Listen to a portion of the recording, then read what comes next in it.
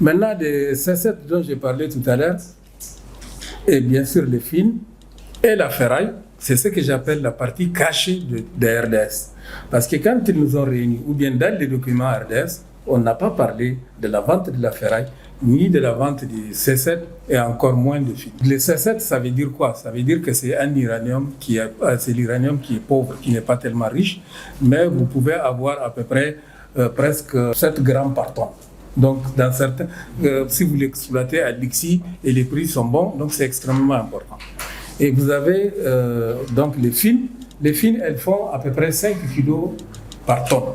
Et je crois qu'il y a 16 000, après ils partent de 16 000 tonnes. Mais alors que je sais que c'est faux, c'est pas 16 000 tonnes. En tout cas, ils ont actuellement tablé avec Soumaïr la vente de 16 000 tonnes. Maintenant, tout ça là, ils l'ont vendu, on ne sait pas comment ça a été vendu. Et là, nous, on a dit qu'on n'est pas d'accord. Et surtout, ce qu'il faut peut-être vous dire aussi, on a mis un comité national et un comité local pour accompagner les RDS. Et les comités, ils avaient pour rôle non seulement de vérifier le travail techniquement s'il est bien fait, mais s'il y a des choses qu'il faut améliorer, ou comme par exemple l'uranium dont je parle, il faut les vendre. Il fallait que, en fait, si vous voulez, les comités se réunissent pour dire oui, on est d'accord, mais on va les vendre à qui ou à quelle personne et combien on va les vendre.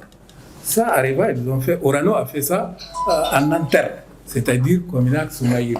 Et vous savez combien ils vendaient la tonne? 32 000 francs. Maintenant, quand j'ai dit il y a 5 kilos d'Iranat dans la tonne, faites les calculs, même si les kilos est vendu à 50 000 francs, combien ça fait? Ça veut dire que la Soumaïr l'achète à peine à 9 000 francs de kilo.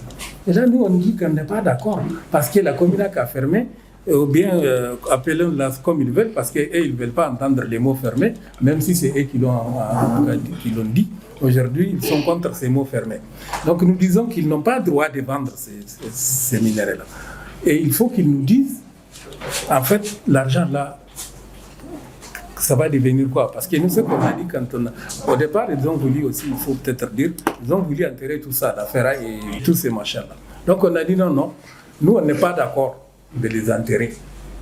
La ferraille, il y a des mesures que l'on peut faire, il y a des appareils pour dire que telle ferraille est contaminée et telle n'est pas contaminée. Donc ce qui n'est pas contaminé, il faut les vendre.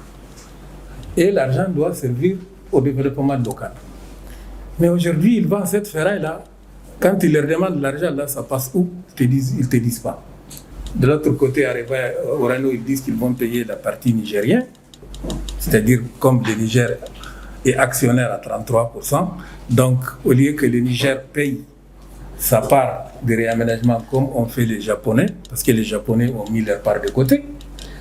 Et maintenant, donc, Orano dit qu'ils vont payer la part du Niger et la part des Espagnols.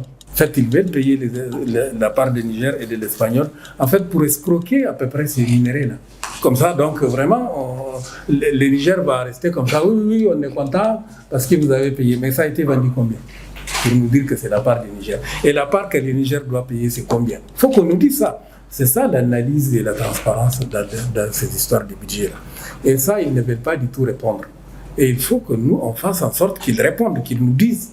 Et que nous demandons au ministère des Mines de faire en sorte qu'on sache comment ça a été vendu. Et combien ça a été vendu. Et d'ailleurs, quelque part, moi, je ne suis même pas d'accord avec la vente, puisque la vente n'a pas été faite dans la transparence. Ils sont partis dans un couloir pour faire ces marchés-là entre Orano ou je ne sais même pas qui. Parce que c'est bien beau de dire entre Soumaïr et Cominac, mais au fini, c'est quoi? C'est Orano. Maintenant, il y a un autre drame, c'est-à-dire c'est les jardiniers. Au départ, ils ont annoncé que les égouts, parce que les jardiniers utilisent en fait les eaux usées de la ville pour arroser leurs jardins. Donc au départ, bien sûr, pendant toute la démarche de la fermeture, l'idée c'était de dire Ils vont continuer à garder les égouts jusqu'à ce qu'ils mettent un certain nombre de puits, 6 puits je crois, 6 forages, à la disposition du jardinier. Tant qu'ils n'ont pas mis ces 6 puits en valeur, ils ne vont pas arrêter donc, les égouts. Bien sûr, donc 6 mois après, ils ont arrêté les égouts. Or, l'autre chantier n'est pas fini ou n'a même pas commencé encore. Les jardins ont été totalement chassés. Et aujourd'hui, les jardiniers, la question qu'ils se posent, même si on leur donne de l'eau aujourd'hui, mais il leur faut 3 mois pour avoir quelque chose. Mais entre-temps, ils vont faire quoi? Ils ne savent même pas comment faire pour partir. Donc voilà une des difficultés qui est extrêmement importante. Donc les 4 milliards dont j'ai parlé tout à l'heure, le président a dit c'est 4 ans. Maintenant, ils ont demandé aux mairies, aux maires, de faire des dossiers, etc., etc. Bon, les maires, quelle est si vous voulez, les compétences qu'ils ont pour faire des dossiers de jardinage ou autre? Donc, au lieu de les confier à d'autres, on n'envoie que des cabinets on paye des gros cabinets qui font tel étude, et ainsi de suite. Donc, vraiment, la population n'a pas du tout encore profité de ces gens. Et j'ai l'impression que la population ne va même pas profiter si on ne prend pas garde. Parce que cet argent, les 4 milliards, ils vont le dépenser avant que ça arrive chez les populations. Il y a tellement de choses qui sont très graves dans la fermeture de la communauté. Par exemple, tous les ateliers qui doivent se tenir avant la fermeture, pour dire, par exemple, voilà les projets que la population nigérienne présente, ou les jardiniers, ces ateliers sont tenus après la fermeture de communauté. C'est-à-dire, je crois que la communauté est fermée en mars, et les ateliers, on les a tenus en septembre 2021. Donc après la fermeture. Ce qui est aussi une vice procédure.